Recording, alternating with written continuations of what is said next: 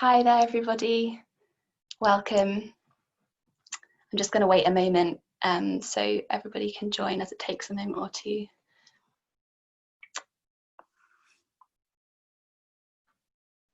Fantastic. Okay. Hi there, everybody. Thank you so much for joining us again today. Welcome back to those of you who've been with us earlier this week, and welcome to those of you joining us for the first time. This is the fourth and final webinar in our mini-series, A Climate of Crisis, where we've been exploring the kind of post-COVID landscape for climate action. This week's webinars have been made possible through the generous support of the European Climate Foundation, as well as the support of my colleagues at Hope for the Future who've helped put this event together. My name is Helena and I work for Hope for the Future as a lobbying assistant in our London office. So I am working to support constituents and groups in the south of England and in Wales. For those of you who may not have come across us before, Hope for the Future is a climate change communications charity, and we exist to support individuals and groups across the UK to build relationships with politicians and to have more effective conversations with their elected representatives on climate action. We've said it many times this week, and I'm sure you're all probably sick of hearing, but these are unprecedented times that we are in at the moment, and they present us with unprecedented challenges. So we've been running this webinar series to provide a forum for people to either begin or to continue to have climate conversations while more direct forms of engagement are restricted. As such, the topics this week have been quite broad, and that's been to try and kind of enable a discussion that will be directed by your questions from home and also by the interests of our wonderful panelists. So today we're focusing on the question of how we have compassionate conversations with policymakers in times of crisis. And joining us to share their ideas in response to this question, we have three fantastic panelists today. We'll be hearing first from Dr. Rebecca Willis, who is Professor in Practice at Lancaster Environment Centre and author of Too Hot to Handle, The Democratic Challenge of Climate Change, which was published this past April. Becky will be speaking to us about the importance of continuing to engage with MPs at this time to help them to overcome barriers to meaningful climate action. Then we're going to hear from Ruth Edwards, who is the MP for Rushcliffe, and she will be speaking about the importance of the MP constituent relationship and what makes for an effective relationship with constituents from the perspective of an MP. And finally, we're going to hear from Sarah Robinson, who is the Acting Director of Hope for the Future. And Sarah will be sharing with us some of the successes and lessons learned through the last 6 years of Hope for the Future's work, and how we can use these examples to help us find common ground with people and with politicians that we don't necessarily agree with on everything.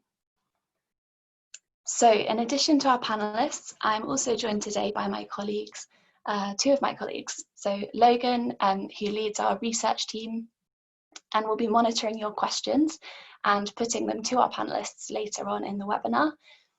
We also have George, who is behind the scenes, and she is our media officer, and we'll be monitoring the chat to respond to any of your comments and resolve any technical difficulties you might have. So do let George know in the chat function if you're having any issues. Before we get stuck in, just a final brief bit of housekeeping from me. We'll be recording this event, so you'll be able to view it on demand on our YouTube channel. And we'll be including links for this and the other recordings from the webinars this week in an email to you at the end of the week. We're also aiming to finish the webinar by 3 o'clock, so we will have around 30 minutes to hear from our speakers first, and then around 20 minutes for questions after that. And when you leave the webinar, you'll be directed to a feedback form where there's no pressure at all to fill that out, but if you do have a moment to do so, it would really help us to improve our future events and to hear how you feel about this week's events. And finally, if you do have questions for our panelists, please do ask them. There's a Q&A function at the bottom of your screen, which you can write your questions into, and Logan will then be monitoring that to put them to the panelists later on. But also, if you don't have a question, you can click on the little thumbs up sign and upvote any questions that you'd particularly like to hear answered. So it's definitely worth keeping an eye on the Q&A box to check if there's any that you would like to hear our panelists respond to. And also, as I mentioned before, please feel free to use the chat function as a way to communicate with the other attendees and for any more kind of general discussion or networking or technical issues. So that is all from me for now. So I would like to hand over to Rebecca, to Becky first.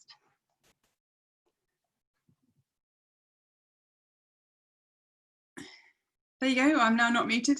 Thank you very much. As you guys know, I'm a big fan of Hope for the Future, and every time I do a talk, I finish it by saying, talk to your MP, and Hope for the Future will tell you how. So it's brilliant to be part of this webinar. I'm really getting used to this doing events from home thing, and I will show you my faithful webinar helper here. He's snoring on the bed behind me. That's Danny, the retired sheepdog. A Cumbrian native, so if you hear snoring, that will be him. What I want to talk about is actually the very thing that Hope for the Future is about. I think, you know, I've worked on climate change for many years, and I would say that most of the research and advocacy around climate change focuses on what needs to be done, what technologies, you know, what changes, you know, what's the blueprint, what's the strategy, what's the roadmap. And we need that, of course, we need the what. But my obsession over 20 years of both direct work in the political sphere and also research has been not on the what, but on the how, because I'm making the assumption, not everyone makes this assumption, but personally I would like to make this assumption that we need climate action, we need democracy, we need to get climate action through a democratic system. I don't see any other way of doing it. So that means that we have to work with the political system to get the climate action we need. The science says, you know, how emissions need to be reduced, but how you know, what path we take is essentially a political and democratic decision. So focusing on the how, I did some research over the past few years looking at how members of parliament understand climate change, and this was an academic project actually stemming from a leadership program called the Climate Leadership Program that I helped the organisation Green Alliance set up. So we did a lot of training of MPs, and I then did this background research into how MPs understand climate change. And at the risk of generalising completely, and Ruth will no doubt tell me what I've got wrong, the basic position is this, that MPs don't need convincing about the need for action. They understand the science, you know, some better than others, of course, and there could be improvements there, but they understand the science and the urgency. There are two main barriers to them taking the more urgent action that's needed. The first one, and the extent of this surprised me, to be honest, the first one is that MPs tended to say that if they spoke out about the need for urgent climate action, they had to do that very carefully. They said that they were worried about being seen as freaks or zealots. Those are the actual sorts of words they used, and they found it easier to sort of underplay the message a bit, or even not talk about climate and make the case in other ways, for example, for sustainable transport or those kinds of, or you know, energy efficiency. They found other ways of making that. So there's this tendency to sort of tame the message a bit, and you know, at a time when I think we do need more people sort of speaking the truth on climate. And the second point, and I think the focus for us here today, is that politicians pretty consistently told me that they didn't feel under pressure to act on climate. Now, bear in mind the research, the main bit of research finished before the school strikes and Extinction Rebellion, which does make a difference. I'll come on to that. But generally speaking, MPs did not feel under pressure to act on climate. It was a relatively small group of essentially, Guardian readers who contact their MPs about climate change, and it was not, high on the list of issues that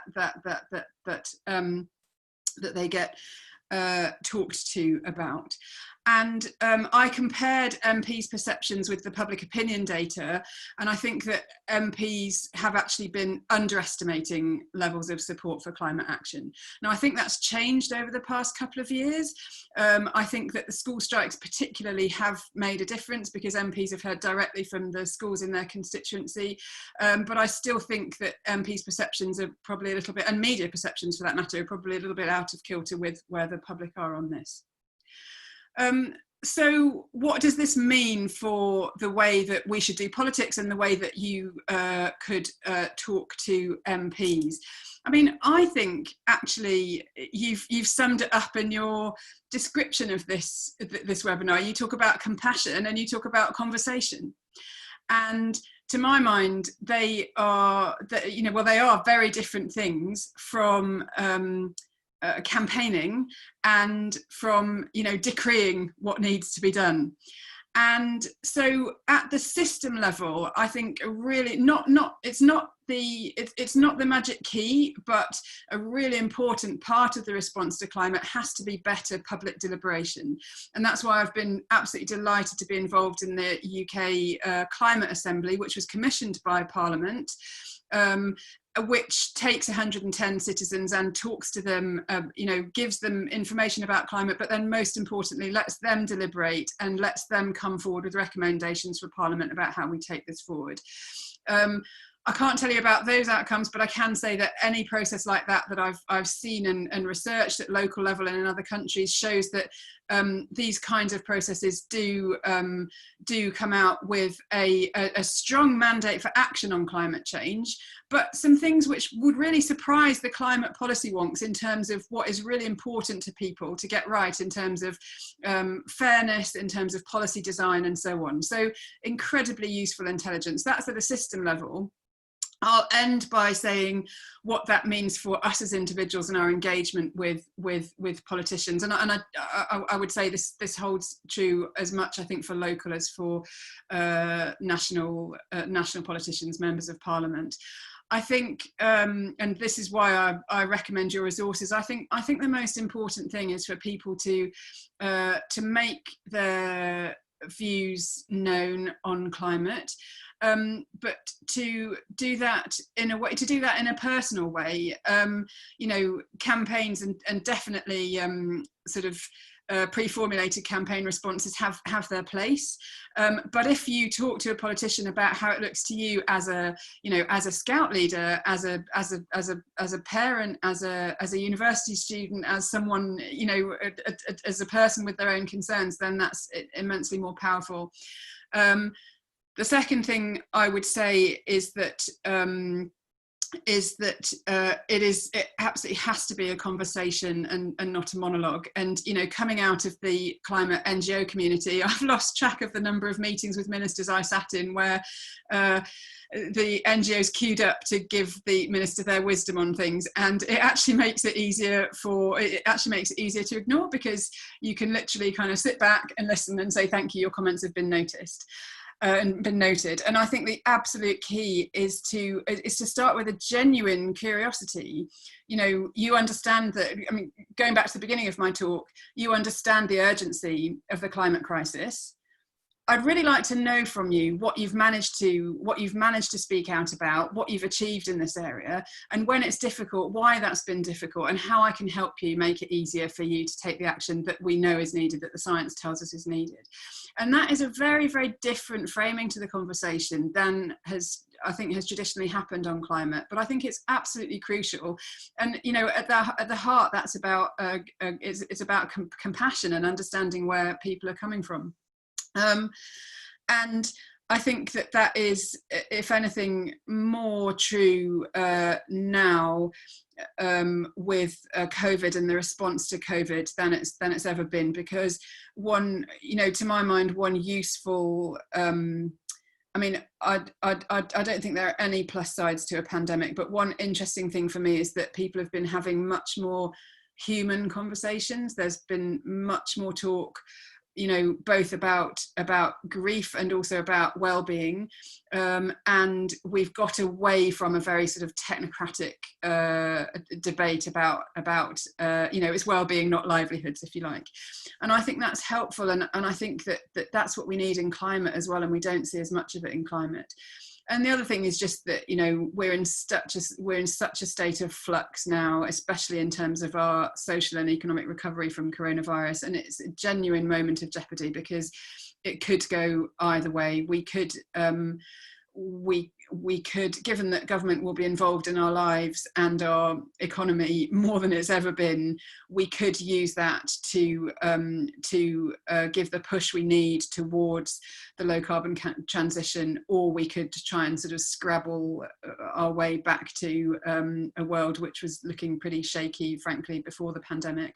So the stakes are really high, and I think responding to that primarily as a person, as a fellow human being, is really, really important. So I'll stop there, but I'd be fascinated to know, Ruth, if this rings true with your experience, and please feel free to tell me where your experience has been different. Fantastic, thank you so much, Becky. I'm really interested in what, from your research, both with MPs and then also talking to in kind of the conversations you've had with members of the public, what you think the kind of biggest misconception perhaps that members of the public, that constituents have about the way that politicians work. I don't know if you have any, if there's a clear misconception that there is. Well, I think the clearest misconception, which any politician can put you right on, is that if only where there was political will, this would all be solved. And which the less polite way of that is, if only MPs would get off their backsides and do something, would all be okay. And I mean, yes, at one level that's true, because MPs in the form of government and parliament do run the country. But one thing that came across really clearly from my research was the actual frustrations of doing that job. Even when you talk to ministers and very senior politicians, the frustrations of trying to battle to get change through a cumbersome system are very real. And that's not to make excuses, because it's not our job to make excuses. It's our job to say what needs to be done on climate change and how that can best be done. It's not to make excuses, but it does help to, understanding the frustrations of politics does help to explain how you might frame your conversations with politicians. Thank you so much. I think that leads us on really nicely to Ruth. So if you'd like to take it away now. Thanks so much, Helena, and thank you, Rebecca. That was absolutely fascinating to hear about your research. I think a lot of it did resonate with me. I think the only thing that I think has changed is your second observation around politicians not feeling under pressure to act and not thinking it's a priority. We do a lot more sort of surveys and data collection now in our constituency, and obviously we talk to our constituents as well. And I personally, even throughout the election, I knew that the environment was one of the key things for constituents in Rushcliffe that they wanted to see me acting on, both locally and on the national stage. And before the coronavirus pandemic hit, so if we say sort of normal times, I would say it was one of the issues that I was contacted most about in terms of different on different aspects of policy. So I do think that might be changing now, which is fantastic. I've been asked to talk a little bit about the sort of who, what, where, when, why, how practical guide to lobbying your MP. as someone who was just elected in 2019 in December, I hope I can give a good perspective from a new MP. Obviously, in terms of where is a slightly redundant question at the moment, given the lockdown, but your MPs are still working. So I am still doing surgeries with constituents on the telephone. I'm still doing things with people on Zoom, as you see here today. And they are still working in recess as well. I know the papers would have you believe we're all sat in our back gardens having a gin whenever we're not in Parliament, but actually we carry on working through recess. Recess is traditionally the time when we are out and about in our constituencies. Obviously, what we can do there is somewhat constrained at the moment because I'm down here, I'm speaking to you from the basement of the Palace of Westminster today from my office. Obviously, what we do in our constituency when we go back, given that we still have coronavirus at large, is limited, but that doesn't mean that they can't and won't speak to you either online or on the phone. So there's no real excuse for them not to do that. And most of my colleagues will certainly be doing that. We'll be holding virtual telephone surgeries, as indeed I will be tomorrow afternoon.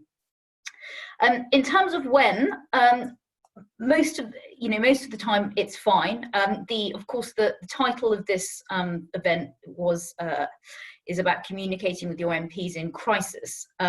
So the only thing I would say about that is that when there is an acute crisis, such as when we had the first week of lockdown and the weeks of lockdown that follows that, your MP is going to be in the middle of that, trying to help people who will be reaching out to them with very urgent questions about their personal circumstances. So whereas this week and now, I think is a brilliant time to have a conversation about, what are we going to do post-COVID? How are we going to use the opportunities we have? We are going to need to see massive investment in our economy and in rebuilding our economy and in training people. Now is the time to talk about how we aim that at creating a low carbon economy, not just here, but globally, which I'm going to be talking about in just sort of half an hour after this webinar finishes with another group of people. So it's a fantastic opportunity to start talking about that. 6 weeks, 2 months ago was a less good opportunity. The first week of lockdown, I think my office got 3 months worth of casework all in one go from people who weren't sure how to access shopping, they weren't sure what financial support they might be entitled to, they had questions about social distancing and how that applied to their particular family. So your MP will be sort of in the middle of doing something like that. But and also just for the organisations who lobby, who are on board, if you are going to email your new MP within the first month of them arriving, bear in mind that they are getting 500 organisations emailing them every day. So my strong advice is to wait, give them probably about a month or two to get some staff and an office and something more than a laptop to try and run their operation from. And then they'll be much more receptive and much more able to actually do what it is that you're asking them to do and engage with you. And in terms of sort of legislative change, something that I would flag here, which I think a lot of organisations sometimes campaigning organisations get wrong, is around when is the optimum time to influence upcoming legislation and what the government is going to do. So that's very much the best time to do that is when there's consultations, when there's green papers, white papers, draft bills, everything that's going, everything that's sort of pre-scrutiny, everything before a bill actually comes before Parliament. That's when policy is still being tested with stakeholders. It's when government is still making up its mind. It's when you and your MP have the best opportunity of influencing what that final legislation looks like. By the time a bill actually comes before the House of Commons in second reading, it has undergone, often years, months or years of consultation, and at that point the government is very keen to defend the scope of the bill and not to have it hijacked by this, that and the other cause. So that would be my first bit of advice, is to really, rather than looking at sort of the bills coming in front of the House, look at what's coming up as future opportunities to really influence that policy, because that, I think, is when you will find government most receptive because ultimately it's government that you have to convince, not just your MP. So in terms of how you influence them, I think there's been a very unhelpful trend in recent years for mass campaign emails and pledges, I think in an attempt to make politicians feel under pressure. The reason why this isn't particularly successful is, first of all, we know that we're getting identical emails that are generated by an organisation that people just put their name and postcode into. And even the largest campaign, only about maybe 1% of your constituency will write to you on it. So that's 99% of my constituency haven't got in contact with me about it. What is much more effective, I think, is writing into your MP as an individual, saying, you know, whatever your particular environmental interest is, maybe it's air pollution, maybe it's marine conservation, maybe there's something that's coming up in Parliament, asking to meet with them at a surgery. Most MPs should hold weekly or bi-weekly surgeries, and building an ongoing relationship with them. And I think it's fantastic that Hope for the Future is holding this event, because I think often campaign organisations are the drivers of quite actually unhelpful practice in getting organisation to work. So it's fantastic that you are actually asking us what would work. And it's my constituents, actually, since I've been elected, who have exhibited some of, when I was preparing this event, I was thinking about it, who've really shown some of the most brilliant ways of actually lobbying your MP. And the people who've done it most effectively are those who've, so I've got a lady who's a survivor of domestic abuse. She got in touch and asked me to meet with her at surgery, and we've spoken about that. We're now in dialogue about the domestic abuse bill. Her and I sat down virtually with the minister in the Ministry of Justice, who's taking that through Parliament 2 days ago. And for the rest of my tenure now, whenever there are, whenever there is sort of activity in Parliament or in consultation around domestic abuse, I will reach out to her and speak to her and work in partnership with her on those areas. And I would really advise you to try and do that with your MP, and also to think about what other things you might be able to do with them, how you can build that partnership. Because yes, there's a lot that happens in Parliament, but most MPs will also run constituency campaigns as well. So they'll do stuff that's helpful for their constituency. So I'm just trying to think, at the moment I've got a Protecting Yourself Online, so a sort of cybercrime awareness type campaign running because of the huge increase in COVID scams we've seen. Something I'd like to do is introduce sort of like a campaign to help businesses go plastic free in my constituency, and providing resources and online sort of space for those businesses who are. So I think there's lots of opportunities to get MPs involved in pushing environmental projects in your own area. It might be, there's a tree planting grant that's quite recently been announced by government. Maybe you want to apply for that. You want to do with your MP. Planting wildflower meadows, cleaning up areas of wasteland. And your MP is quite a good source of somebody who might be able to help with the project, help get other people on board locally, and get some of their sort of activists and campaign forces along. So you can think quite broadly about what that partnership should look like. It can be so much wider than just sort of sending in campaign emails. And I think it's a much richer partnership, and will hopefully be much more beneficial for both of you. And then my final bit of advice about how is, don't assume that we know as much as you do about a particular issue, simply because of the huge, there are obviously MPs who are very interested in environmental policy. I'm one of them, but the actual policy and the technical side of it is quite new to me. So I'm still getting my head around that. And just because of the breadth of issues that MPs deal with on a daily basis, I thought it might be helpful to give you, without giving away any confidential information, just an insight into my inbox this week, which is a fairly typical week. So I've just asked my team to list 10 things that have cut 10 big issues that are in my inbox this week. They range from British Airways and their restructuring plans, schools, people either don't want people to go back, or they're annoyed that their school isn't taking their children. The Black Lives Matter campaign, support for company directors who are paid by dividends, the self-employed income support scheme. I've got a case where a constituent is disputing their father's cause of death, antisocial behaviour, dental treatment, a large planning proposal in West Bridgford, problems contacting the DVLA. So that's just what's come into my inbox. Then we have the legislation that's gone through the House this week, which has been around corporate insolvency. We're having something going on about, we've got an EU negotiating mandate debate going on at the moment upstairs. We've had a whole ton of urgent questions and statements on everything from the aviation in this BA issue through to the sort of the business of the House and how we vote and take part in it here as MPs. So at any one time, there are so many different events going on. It's a great idea to, you either prepare a sort of one-pager or a short briefing for your MP, just setting out what it is you actually want to talk to them about. And just putting that in quite sort of layman's terms, I think is a good idea.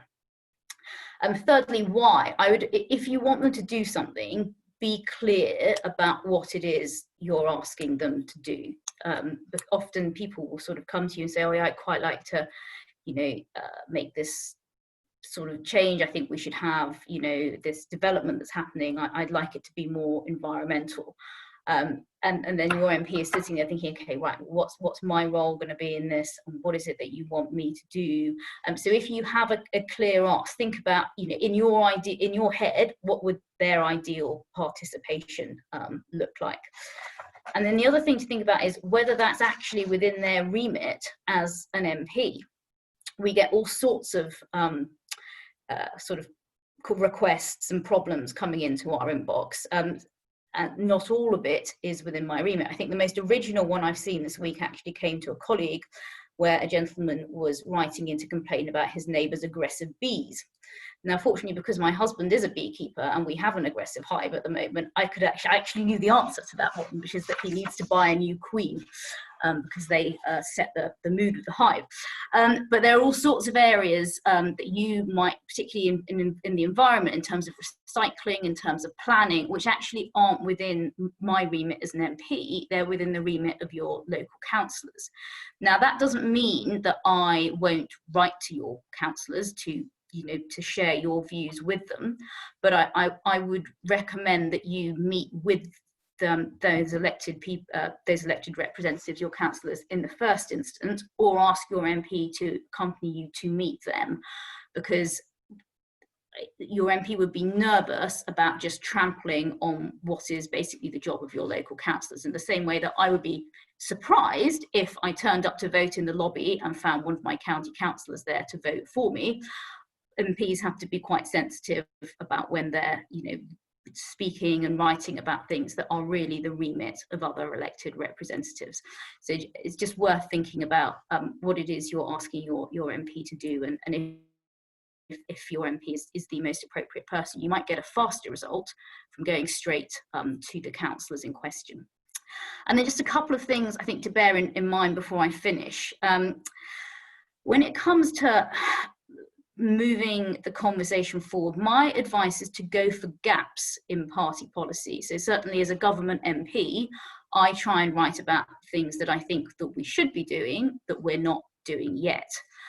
It is, if you're asking your MP, and again, this is perhaps not such a relevant area for environmental policy, because as Rebecca says, all parties are committed to improving the environment. But if you are asking your MP to do something that's contrary to the manifesto that they stood on, the contract that they have with their electors, it is unlikely that they're going to do that, because that's breaking faith with the people who have elected them. And that is, I think that is the right position for MPs. So just make sure you're thinking about what it is you're asking them to do. I would always advise going for gaps in policy that haven't happened yet. That's a much easier thing to sort of move forward with your MP. And it's also important to, as Rebecca was saying, not to just to listen to what your MP is saying in return. That they may not vote for a particular amendment or a particular amendment to a particular bill or something like that that you want them to, but that doesn't mean they don't agree with the principles and they won't support what you're asking them to do in other ways. It may be that there are other things going on and other issues at stake. So do hear them out if the answer isn't an emphatic yes straight away. Also, I would be aware that government roles can limit what MPs can do. So I'm a PPS, a parliamentary private secretary to the Secretary of State for Scotland, and as a PPS I technically count as government payroll. I don't get paid for it, but I technically count as that. So I can't sign amendments to legislation, I can't speak about my department in the chamber, and I can't sign sort of those joint dear colleague letters that sometimes go to the Prime Minister and the Chancellor and you see in the press. And, you know, whips, for example, if your MP is a whip, they can't speak in the chamber at all.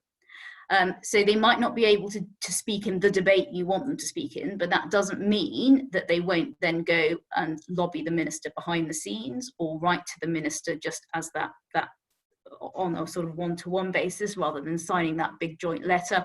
So they will work around it. They won't just say no, but there may be some limitations to what your MP can and can't do. I suppose the last 2 points I want to make is that no one is ever too young or too old or too new to the area to get involved. My first political activity, I think I was about 8, and I wrote to the Secretary of State for the Environment because I was very concerned about the exotic pet trade. I did get letters back from the Secretary of State, from his officials, and I continued my involvement in environmental issues ever since. So I've had children from a local school write to me about air pollution. I've had people, you know, pensioners come and see me about environmental issues too. Please, you know, everybody is welcome. Whichever way you vote, you are welcome. I'm there to help everyone and engage with everybody. Whether or not you're going to support me at the next election is not a factor.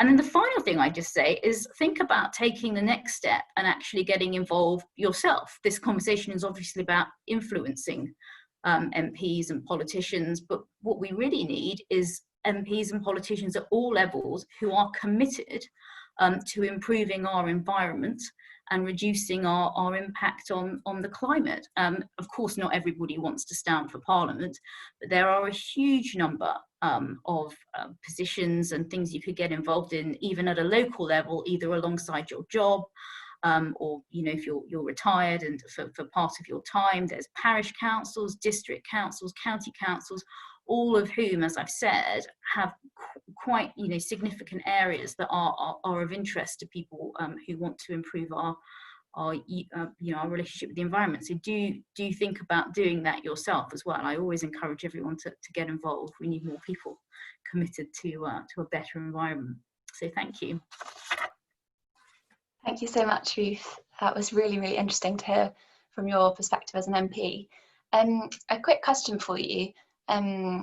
As we're now, you were saying about people being able to get in touch with their MPs again about issues other than coronavirus, and that you've been having kind of virtual meetings and Zoom calls and etc. with constituents.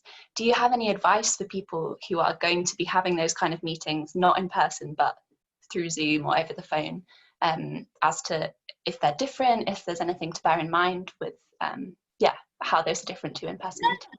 Not really. They're not particularly different. As I said, I would always and hopefully your MP's researcher will contact you in advance and ask you what it is you want to talk about. And my advice is to just put down, you know, the points, what it is you want to discuss, what you're particularly interested in, if there's a specific ask you have for your MP or not, because that will mean that they're able to come to the call prepared and having thought a little bit about it in advance. Because at my sort of average weekly surgery, you know, I could have sort of between 5 and 8 appointments back to back, and I could be doing everything from, you know, sorting out someone's dental treatment to discussing, you know, whether or not I will be signing the Divest Parliament pension pledge.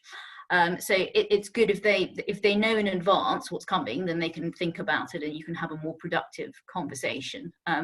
after nearly sort of 2 months of technology and virtual participation in Parliament, even MPs, and in that I include myself, have pretty much mastered the virtual realm. So hopefully you'll be able to continue on unhindered by technical problems. Thank you so much. Sarah, I'll pass over to you now. Brilliant, thank you. Well, it's been so interesting listening to both Becky and Ruth's talk, so thank you very much. So as Helena says, I'm the Deputy Director for Hope for the Future, and we are a communications charity working to support people to engage elected representatives on climate change. And at this point, I would love to invite you, if you would like to put in the chat box maybe a story about a time when you've had a conversation with someone about climate change, whether that was your MP or a councillor or an MSP or an MS, or even just a neighbour or a friend. And it might have been a positive conversation, or it might have been one that maybe didn't go so well. But I'd love to hear from you, read those stories, and I'm sure other people would love to hear them too. And while you do that, I'll tell you a bit about my first MP meeting. So it was several years ago, and it was actually with Jeremy Hunt MP, and I was there with Hope for the Future just as an observer, really. And we did some training with the constituents beforehand and said, you know, you need to make sure you get your message across. Don't let the MP just kind of take the conversation the way they want it to go. And 20 minutes later, at the end of that conversation, the constituent had definitely got the message across without really pausing for breath along the way. So very much like Becky was saying, you know, that kind of monologue style, where the MP didn't get a chance to respond or share their views or, you know, even commit to taking action or anything like that. And I think that experience just made it really hit home that we have the power to make a success of a conversation, and that's where Hope for the Future comes in, is training people in how to have those effective conversations. And as I say, you know, we work particularly with MPs and councillors and other elected representatives, but it could be just talking to a neighbour or, you know, a member of the family.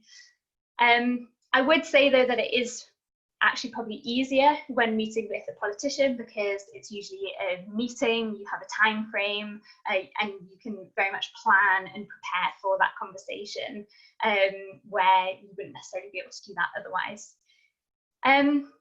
So anyone who's got to the stage of meeting with their MP, and Ruth gave a really good example of the variety of issues that people come to MPs with. But if you get to that stage, whether it's about climate change or not, the person, you know, they'll feel passionate about that. But I think the key is that you don't let that passion get in the way of your message. And as we've been talking about, you need to speak with compassion. And the key is communicating why the issue is important to the person that you're speaking to, as well as giving your own story in it as well. So when you're speaking to an elected representative, you could think about, well, why is it important to their constituents? Why is it important to their political party, maybe? And also, why is it important to them as an individual? And then, as I say, also bringing in your own story into that as well. So the title of this series is Common Home, Common Ground. And common ground is a core principle of Hope for the Future's approach to communicating climate change. So I've got a memory of a course that I went on years and years ago, where as a kind of icebreaker at the beginning, we had to speak to someone that we had never met before and just find something that we had in common with each other. And I remember the person that I spoke to, we spoke for about 5 minutes, and then we eventually realised that we had the exact same car model, down to the same colour of the car that we had. And while I'm obviously not saying that you should go into a meeting with your MP and you know, find out some strange commonality that you have between each other, that's not related to your issue, what I am saying is that you will be able to find common ground, no matter how much you think you might agree with your MP or not. So a good example that we have of this is a constituent we worked with, and they were a sort of Green campaigner, and their MP was a staunch Brexiteer who was quite open about his scepticism around climate change. And the constituent felt that she would never be able to get him thinking about climate change, never mind taking action on it. But in the end, we decided to raise electric vehicles with him. And it actually seemed to go quite well, and she managed to get through to him and speak in his language and his values. And although he did quote himself as a petrol head, he could see that if people wanted to buy electric vehicles for themselves, then the infrastructure should exist for them to be able to do that and to run their vehicles. And just a note as well on, with COP26 being hosted in Glasgow in November next year, and conversations around how Britain is going to build back better, like we've been talking about after COVID-19, it's more important than ever that we need to be engaging with decision makers. And if policy changes are made without consultation, and Becky mentioned the citizens' assemblies, which are a fantastic way of doing this, but also, you know, us going and meeting with our MPs and councillors. But if it's done without consultation of the public, then we can see backlash like we did with the Gilets jaunes protests in France. And a message that we've heard throughout this week in all of our webinars is that we can't succeed in tackling climate change if we don't tackle the injustice that is at the centre of the issue. So we need to be bringing marginalised voices into the conversation and make sure that they're not being left behind. So I would like to leave you with 3 steps as a kind of snapshot of how to engage your elected representatives. So number 1 is to engage, so to participate, vote, sign petitions, write to your MP, meet with your MP. We've had great advice from Ruth in how to do that. Organise events, get your story in the media, and Hope for the Future would be really happy to support you in doing any of those things. Number 2 is to communicate. So think about your message. Think about the message that you're trying to tell, and do your research. And that's not just around the issue that you're talking about, but also your research into the person that you're communicating with. And think about the co-benefits as well, and also bring other voices into the conversation.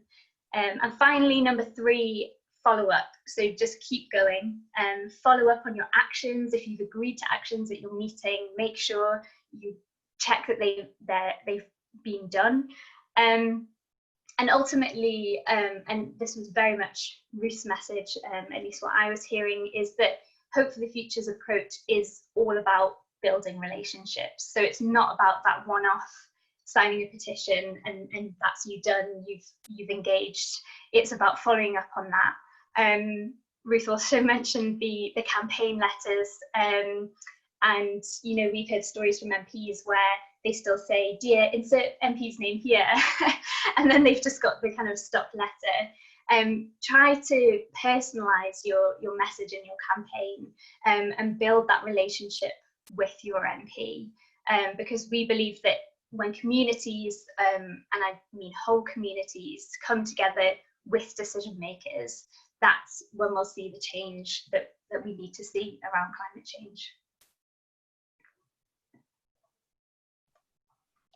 Thank you so much, Sarah. I think that kind of brought together our whole series really well, giving us some action points there. I think if it's okay, I'm going to pass straight to Logan to go on to the Q&A, because we want to have as much time for that as possible. So I will pass to Logan now. Yeah, no, thanks very much, and thanks to all the speakers for giving such, great contributions. I think we're going to have about 15 minutes of questions now. It'd be good if we could get through as many questions as possible. So if the answers can be, brief, but still try and answer them as fully as you can. Going to give that impossible ask, but I trust you'll do your best.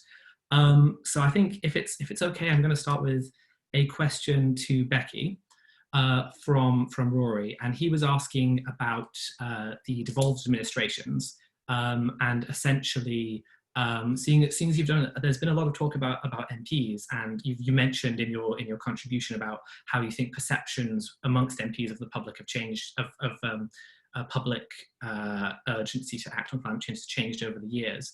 I was wondering if you could potentially speak about some of the differences, maybe if there's any evidence that you've come across or been involved in yourself, what you think the advice is there. Sure, yeah, so in terms of Rory's question on the devolved administrations, an appeal to national pride always works, right? Especially in Scotland and Wales and Northern Ireland. And seriously, there are aspects of, I work on climate and energy, there are aspects of that agenda where, Scotland and Wales are really leading the way, like, well, the Wales notion of policy making for future generations is brilliant. I think it's worth having an understanding of what the responsibilities of the devolved administrations are and what is still at national level. Having said that, don't worry about getting it wrong, because it's horrendously complicated. So, Scotland has responsibility for its own climate strategy, but energy policy is actually UK. No, actually not UK. It's Great Britain. Doesn't include Northern Ireland, but it does include Scotland. So it is immensely complicated. So I think it's worth having an idea of what powers they have, but not to worry about the sort of intricate technicalities of it. It goes back to I think what we've all been emphasising, which is that politicians will want to know why you care enough about this issue to come and see them, and you will want to know of them what their level of motivation is, how they can help you.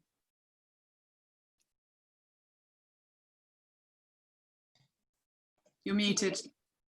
Yeah, apologies. Thank you. So I'm gonna I think sort of switch tack a little bit to something else that you mentioned in your contribution, and which we've had a couple of questions about, is the climate assemblies. So obviously you were quite involved in the assembly that concluded its work recently, and I think what would be interesting is to sort of is to get your view on, like, where do you think what do you think the role of climate assemblies going forward might be, and particularly how might they fit in with MPs, and also what do you think the impact what do you think the impact of this assembly might be? Sure. I noticed that the question on how the climate assembly will be taken forward was directed to Ruth, and I'd love to hear her answer. But I'll give my own, which is that the UK climate assembly was commissioned by Parliament, and there's a really strong commitment from the chairs of the select committees and the select committees themselves to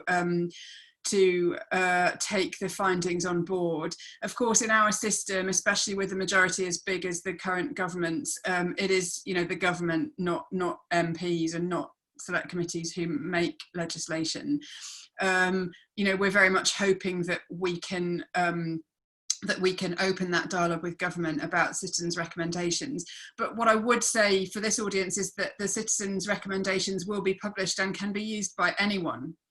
And this leads me to, if I can answer something else that I see has come up quite a lot in the chat, which is, what if my MP doesn't want to talk to me? There's a few questions that have gone on like that. And what I would say is that the more you can bring in different voices, whether they are the voices of citizens who've come out through the climate assembly process, or sort of more informally hearing from people in an MP's constituency that they wouldn't normally hear from.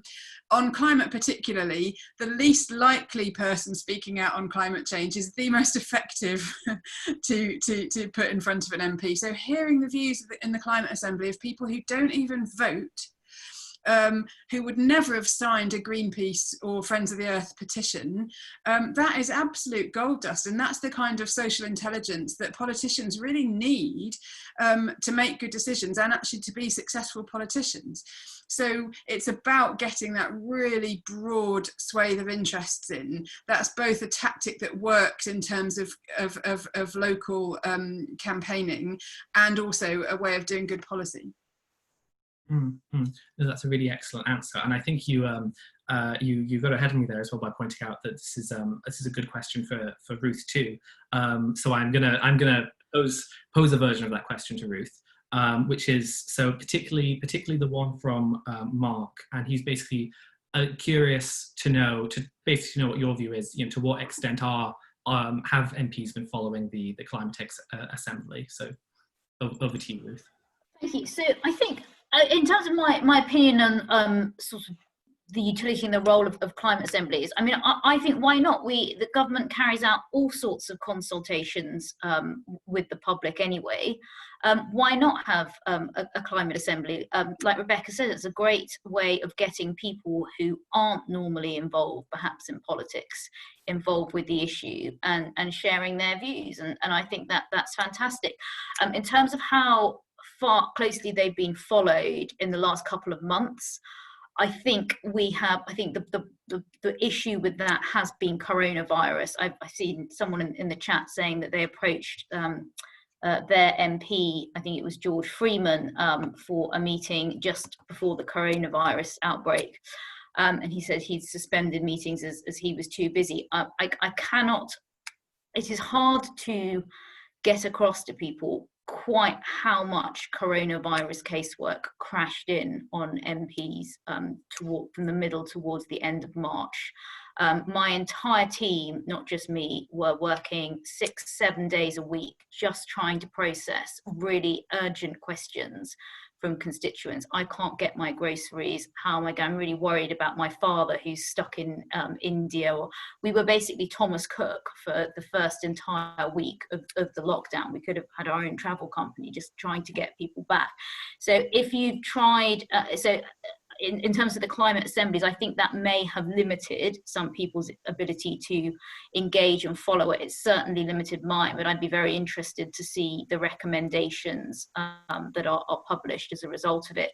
And I think if you have tried to approach your MP in the last couple of months and you haven't had a particularly good result, I would encourage you to go back and try again, because things have quietened down a lot now, and we do have the bandwidth to talk to people about other really important issues. No, that's really good. And I think a question that follows on quite nicely from that by an anonymous poster who has the most upvoted question. He's mentioned a sort of frustration about tailoring their replies to the MP and getting a standard response back. But the feeling is that they're just it's just the MP's staff that are doing that. So I think it would be interesting to get your view on how much of that is, how much of that is true outside of coronavirus times. Is it primarily the staff that are going to be reading it? How do we make sure in ordinary times that we can get through to the MP? So the best way to get through to your MP is to meet them at, or speak to them rather at the moment in their surgery. So MP staff will draft the majority of responses. MPs will if they're, if they've got any sense, and most of them do, will see their emails and they will sign off the responses. But we probably get here between 300 and 500 emails a day. And my primary job as an MP is not actually to carry out correspondence. My job is to scrutinise legislation, it's to scrutinise the government, it's to vote on legislation in Parliament. So if I was sat here responding to 300 to 500 emails a day, I wouldn't get a chance to go into the chamber in Parliament, and I wouldn't be able to do that aspect of my job. So MP staff do often draft emails, but MPs will, you know, edit them and tailor them and make sure they're saying what it is you want to say. So I probably speak to my staff about various responses that we're doing, you know, 5 or 6 times a day, so that the right thing is being sent. But if you're, I mean, different MPs do things differently. So I can't sort of answer for 650 of my colleagues. Some people see, some people respond to every email that comes into their inbox, but they often give up after a while because it's just not tenable. But if you are writing your own email to an MP, if somebody, when people write to me as an individual, they don't get a standard response back. But if a campaign response is coming in, then yes, of course, we use campaign responses back, and often we just put them on the website and direct people to there. But if you've actually sat down and written something, I think it's quite rude actually just to send somebody a standard response back if they've written to you. But obviously, I can only speak for myself. Good. And I think I'm gonna move over to ask Sarah a question now. Which is, so you've been in the field now, you've been a sort of Hope for the Future's been active for maybe like 5 or 6 years now at a sizable scale, and you've been meeting with MPs basically continuously over that period, and I'd be sort of curious to get your view on how you feel things have changed over that time. Do you think there's been a change in how MPs interact with constituents? Yeah, over to you, Sarah. Yeah, that's a great question. My initial thought is definitely to reflect what Becky said about her research, in that a few years ago MPs seemed scared about talking about climate change, and we actually met with a particular MP who's, I won't mention their name, but they said that, you know, they were really had a really productive meeting, and they said, I will do anything that you want me to do about climate change, just don't make me say the words climate change. And it was seen as a career limiting move to them. And I think more recently, and Ruth has studied into this as well, that isn't so much the case. It's become much more of an acceptable thing, and I think to do with the, you know, the public interest in climate change. School strikes, extinction rebellion, more constituents going and meeting with their MPs has all really helped with that. And again, it was something that mentioned about that constituency mandate. I think the constituency mandate is a really important thing for MP actually going and taking action on something. So our own MP Sheffield, he said to us years ago, can you all hear me? You're all looking at me quite strangely. You were breaking up a little bit, but you've gone back to normal now. Okay, but yeah, my own MP in Sheffield, Paul Blomfield, several years ago when we first started contacting him, said, I really care about climate change, but I never hear from my constituents. And of course, for the future in Sheffield, over the past few years, we've made sure that that's breaking up again. All right, okay. I don't know. Is it any better now? Yeah. Okay. Well, anyway, basically, yes, I think MPs are more active on the issue and more happy to be speaking out about it. And also, I think that there is more of that constituency mandate and that mandate from the public to be doing more. I think I'm sort of looking at Helena for confirmation because we're over time. I think that might actually be quite a nice positive note to say, sort of, you know, things are building, that mandate is growing over time. So I should also add, but there is still more to do. An even better note. Thank you. I'm going to hand it to Helena. Thank you. Yeah, thank you so much to all of you, our fantastic speakers. It's been great to have this time to discuss and hear all your different perspectives. And thank you to all of you at home for joining us today and earlier this week as well, and for bringing such great questions with you. I've thoroughly enjoyed every single one of this week's webinars, and I hope you have as well, and that you've learned something and you have things to think about going forwards. So you're going to receive an email at the end of this week with a summary of everything that we've covered during this week's webinars. And there'll be links in that email to recordings of all 4 webinars. So those will be on our YouTube channel so that you can watch them again. You can share them with anyone else that you think would find them useful, or you can catch up on any that you missed. We have a few more upcoming webinar series over the next month or so, and these will focus on 3 of our other projects here at Hope for the Future. So our Youth and Schools project, our Families, and our Faith project. So do keep an eye on our social media and also on your emails for information about how you can register for any of those if you are interested. If you've been inspired today or earlier this week and you'd like to engage your MP on climate change, we would love to hear from you. So please do get in touch, and there'll be details of how you can do that in the summary email that you receive.